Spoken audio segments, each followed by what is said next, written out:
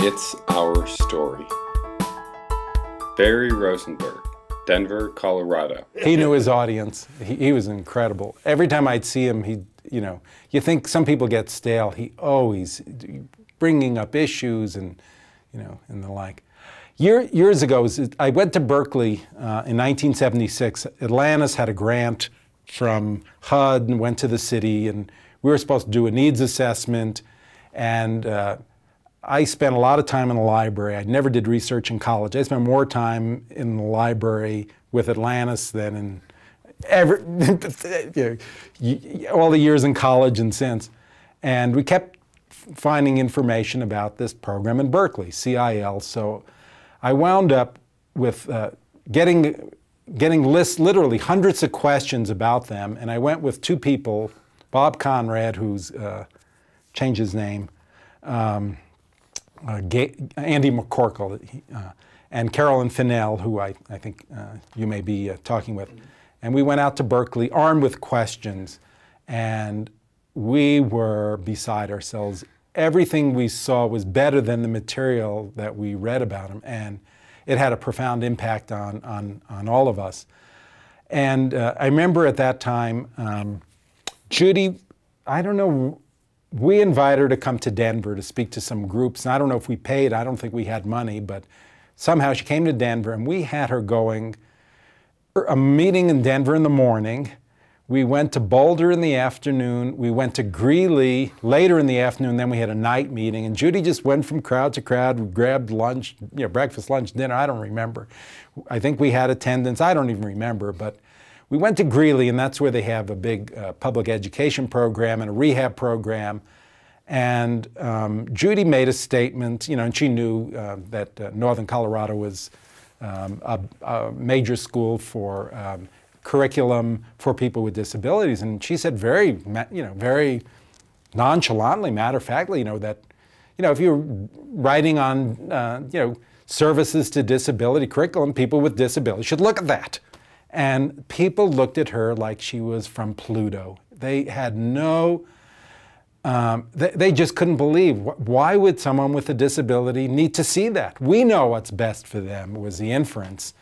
And I remember thinking, if someone were to say that, if a black person were to say, it would make some sense if you're writing about, the black culture, black values, black curriculum, such thing.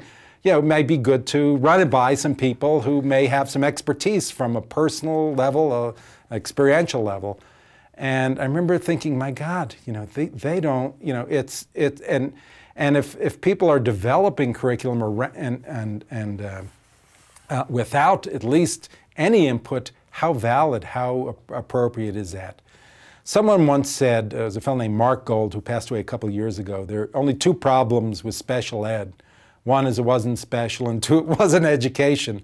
And I would venture to say that was the norm back in since 94, 143, kids did go to school, but it really wasn't anything special, and you'd have to really search to see what was really education. Judy fortunately went to the New York public schools, a whole different, and certainly at that time, persons with polio had a higher social standing than with other disabilities, cerebral palsy and the like. So it was very different. My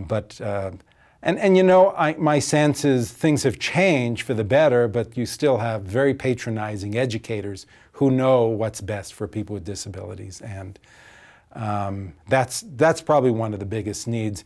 I think what's so unfortunate is I've seen so many very bright people go through the educational system, and they graduate from college, and they don't have a job. And I think sometimes there's a certain paternalism, sometimes there aren't the expectations with students with disabilities as there may be for other students. But the end result is people are not able to compete. And some people, let's face it, you can be a lot more independent if you're making $80,000 a year than if you're on SSI, even if you pay for your attendant and some of your personal assistance needs. I think you're far ahead of the game, but there isn't that opportunity, and certainly the educational system has been remiss, I think, in preparing people And if anything, people should be more prepared.